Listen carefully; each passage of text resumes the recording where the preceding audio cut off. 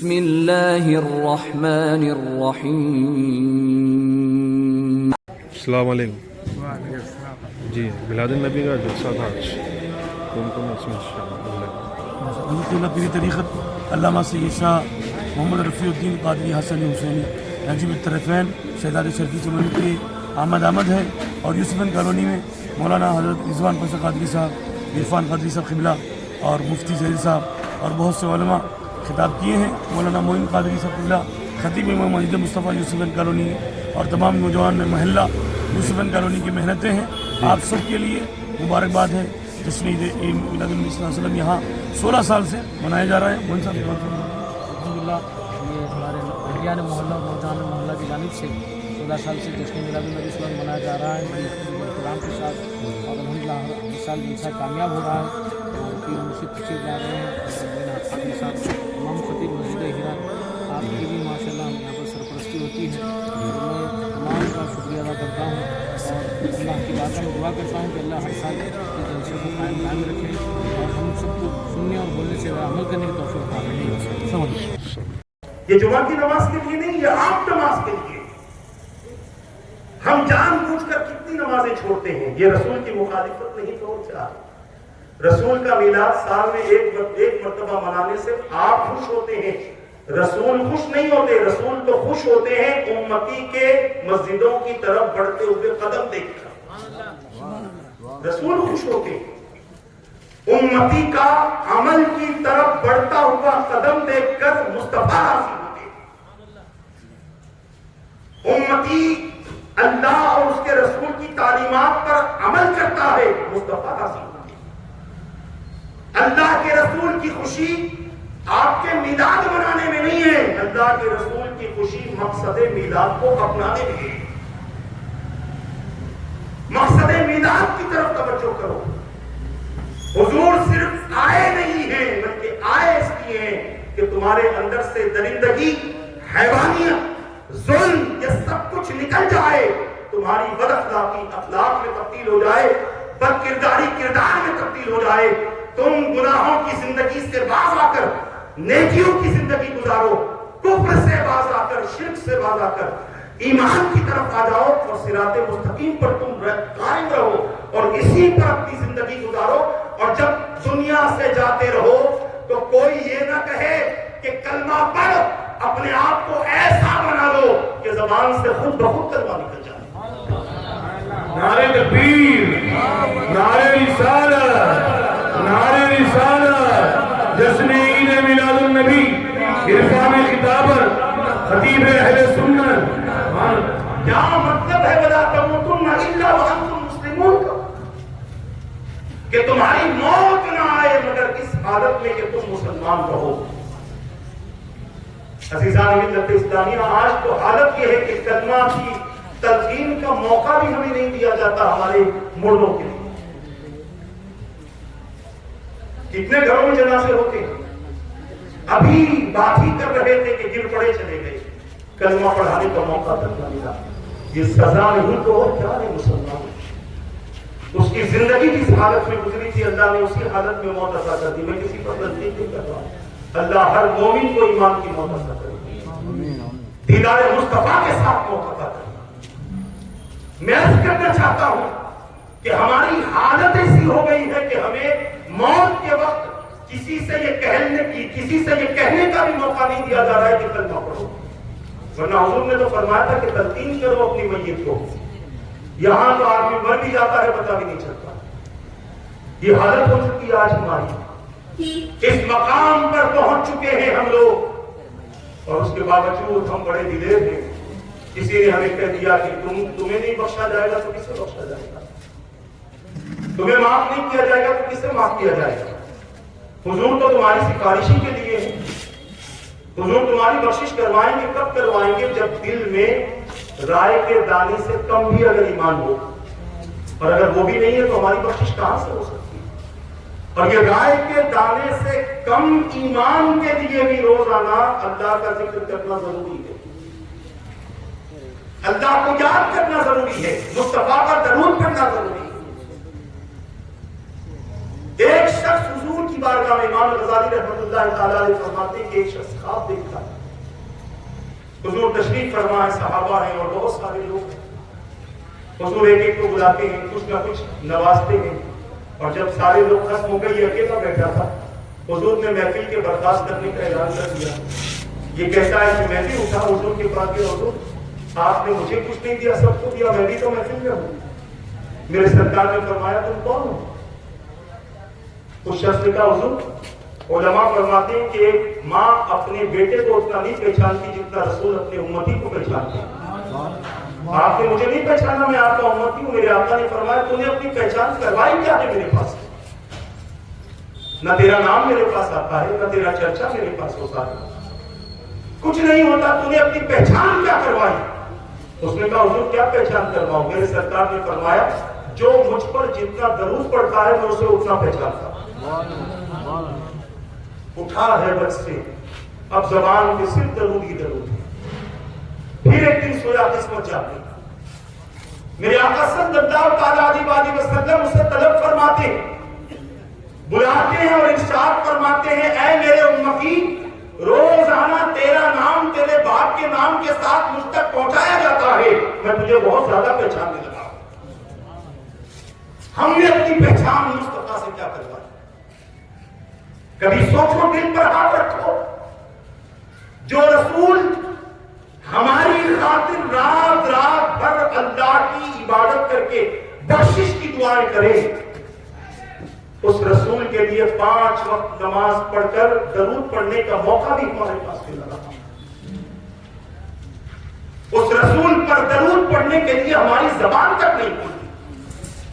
دنیا کے لوگوں کو یاد کرتے ہیں، مگر جن کی خاطر اللہ نے ہمیں پیدا فرمایا، ہم نے اس نبی کو بلا دیا، اس رسول کو بلا دیا، اور صرف اس رسول کو ہم نے نہیں بلایا، اس رسول نے جو جو ہدایت کی باتیں ہمیں عطا کی تھی، جو جو احکام ہمیں عطا کیے تھے، وہ ساری چیزیں ہم نے بلا دی۔ اس کا ہرگز یہ مطلب نہیں کہ اب ہم واپس اپنے دین پر نہیں جا سکتے، اپنے اسلام پر نہیں جا سکتے۔ ہر آدمی کوشش کرے، ہر آدمی راستہ چلے، اور راستہ وہ چلے جو قرآن بتاتا ہے، اور قرآن کہتا ہے محبوب کا راستہ سیدھا راستہ، رسول کا راستہ سیدھا راستہ ہے۔ اب ہم اپنے رسول کے راستے کو اختیار کریں۔ اس کے پیچھے پیچھے چل گیا تو اب اس شخص کی کیفیت یہ ہوگی کہ وہ ہر چیز سے بے خوف کر دیا جائے گا، اور کسی قسم کا اسے رنج نہیں ہوگا، ہر چیز سے بے خوف کر دیا جائے گا۔ انبیاء کرام جتنے بھی اس دنیا میں تشریف لائے، ایک جماعت انبیاء کی تھی اور ایک جماعت رسولوں کی تھی۔ رسولوں کی جماعت وہ جماعت ہے کہ جن کے ساتھ اللہ کتابیں اور صحیفے نازل فرماتا ہے، اور انبیاء جو ہوتے تھے وہ رسولوں کی کتاب کو اپنی قوم کے سامنے پیش فرما کر لوگوں کو اس کتاب کا راستہ چلاتے تھے۔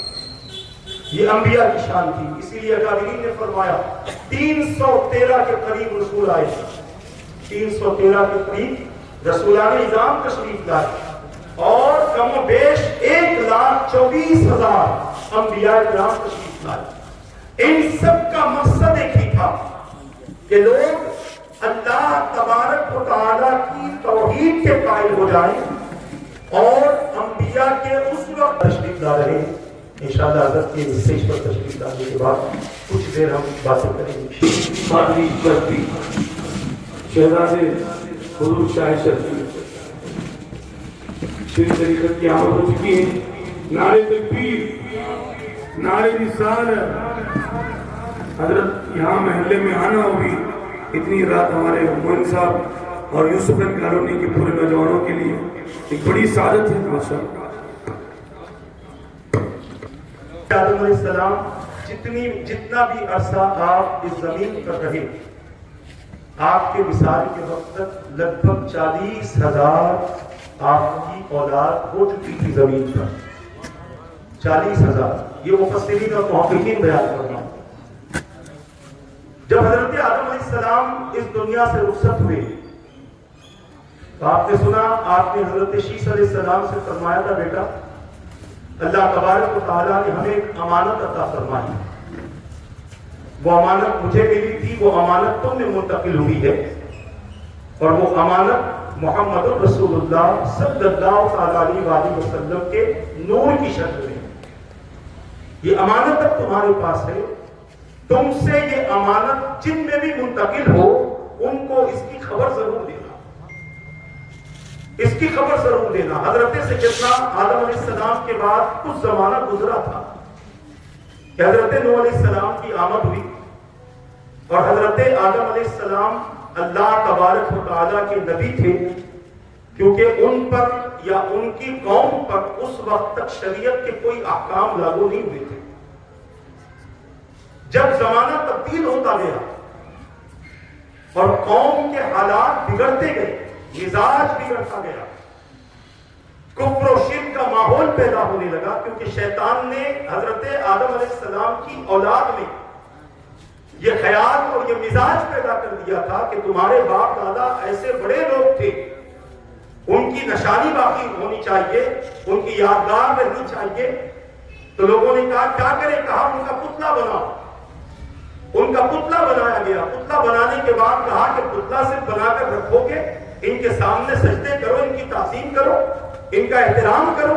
وہاں سے کفر و شرک کا سلسلہ شروع ہوا، اور حضرت سیدنا نوح علیہ السلام کا زمانہ آتے آتے پوری قوم شرک کے دلدل میں پھنس گئی، کفر کے دلدل میں پھنس گئی.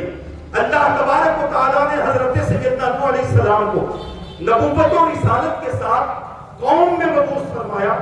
حضرت نوح علیہ السلام قوم کے درمیان تبلیغ کرتے رہے، اور سال 2 سال 3 10 20 سال نہیں، 950 سال آپ کے قوم میں تبلیغ کروائی. وَلَقَدْ أَرْسَلْنَا نُوحًا إِلَىٰ قَوْمِهِ فَلَبِثَ فِيهِمْ أَلْفَ سَنَةٍ إِلَّا 50 عَامًا.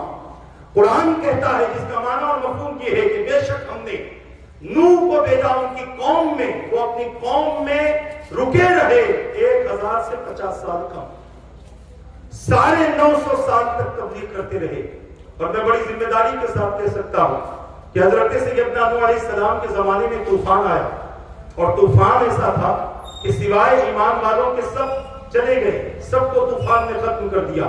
اور یہ بات ذہن میں رکھ لے کہ 950 سال تک حضرت نوح علیہ السلام صرف اپنی بستی میں نہیں رہے، صرف اپنے شہر میں نہیں رہے، اپنے ملک میں نہیں رہے، بلکہ جہاں آدمیت بس رہی تھی، جہاں تک آدمی موجود تھا، حضرت نوح علیہ السلام اس تک پہنچے ہیں، اور 950 سال تک اللہ کے تمام بندوں تک اللہ کے پیغام کو پہنچایا. اور یہ میں اس لیے ذمہ داری سے کہہ رہا ہوں کہ اللہ تبارک و تعالیٰ کی یہ عادت نہیں ہے کہ کسی قوم کو صرف ہلاک کر دے بغیر دعوت کے، بغیر نبی کو بھیجے. یہ اللہ کی عادت نہیں ہے. رب فرماتا ہے وَإِن مِّنْ أُمَّةٍ إِلَّا خَلَا فِيهَا نَذِيرًا. کوئی امت ایسی نہیں گزری جس میں ہم نے ڈرانے والے کو نہ بھیجا ہو. اور اس لیے بھیجا جاتا ہے کہ دنیا میں کوئی انسان نبی کی دعوت سے خالی نہ رہے، اللہ کی پیغام توحید سے خالی نہ رہے. ہر ایک تک اللہ کا پیغام پہنچ جائے، تاکہ قیامت کے دن کوئی یہ نہ کہے لِأَلَّا يَكُونَ لِلنَّاسِ عَلَى اللَّهِ حُجَّةٌ بَعْدَ الرُّسُلِ. رسولوں کو خوشخبری دینے والا، ڈرانے والا بنا کر اس لیے بھیجا جاتا ہے کہ کل قیامت کے دن کوئی یہ نہ کہے، کسی کے پاس یہ حجت باقی نہ رہے کہ ہمارے پاس رسول نہیں آئے. اس لیے ہم نے کفر میں زندگی گزاری، شرک میں زندگی گزاری، بدعقیدگی میں زندگی گزاری، بےہودہ کاموں میں ہم نے اپنی زندگی گزاری. بارگاہ رسالت میں جو پاک کلمات جیسا میں پڑھوں، آپ سب میرے ساتھ مل کے پڑھے. الصلاۃ والسلام علیک یا رسول اللہ، الصلاۃ والسلام علیک یا حبیب اللہ، الصلاۃ والسلام علیک یا حبیب اللہ، وعلی آلک واصحابک یا نور اللہ، وعلی آلک واصحابک یا نور اللہ، صلی اللہ تعالی علیہ وسلم. صلی اللہ تعالی علیہ وسلم. اللہ کی رحمت ہے ہر آن مدینے میں، سبحان ہر آن مدینے میں. اللہ کی رحمت ہے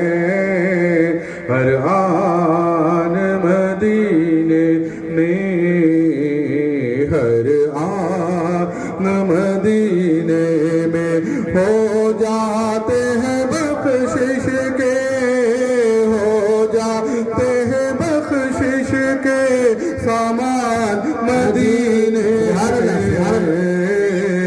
سامان مدینے میں سامان مدینے میں دربار رسالت کا منظر ہی نرالا ہے دربار رسالت کا منظر ہی نرالا ہے کھو جاتے ہیں ظاہر کے کھو جاتے ہیں ظاہر کے آثار مدینے میں آثار مدینے میں آثار مدینے میں وہ صبح مدینے کی وہ شام مدینے کی وہ شام مدینے کی وہ صبح مدینے کی وہ شام مدینے کی وہ شام مدینے کی دونوں کی بھی مشکل ہے دونوں کی بھی مشکل ہے پہچان مدینے میں پہچان مدینے میں پہچان مدینے میں سرکار کی محفل ہے بیٹھے ہیں صحابہ سب سرکار کی محفل ہے بیٹھے ہیں صحابہ سب اور نعت سناتے ہیں اور نعت سناتے ہیں حسان مدینے میں حسان مدینے میں حسان مدینے میں نعرہ رسالت ہاتھ اٹھا کے بولے نعرہ رسالت نعرہ رسالت جشن عید میلاد النبی جشن عید میلاد النبی نعرہ رسالت سرکار کی محفل ہے رسول اللہ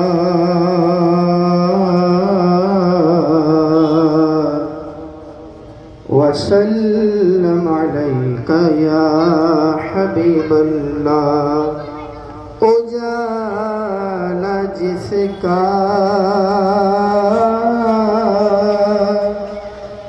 ہے دو جہاں میں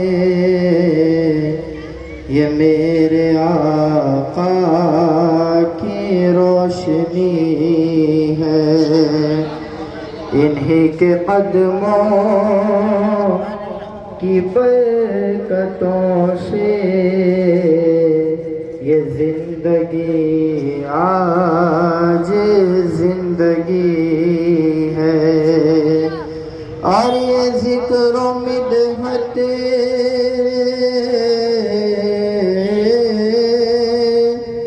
یہ نعت خوانی یہ بزم میلاد غیر فانی نہ ہم رہیں گے مگر یہ محفل سجی ہوئی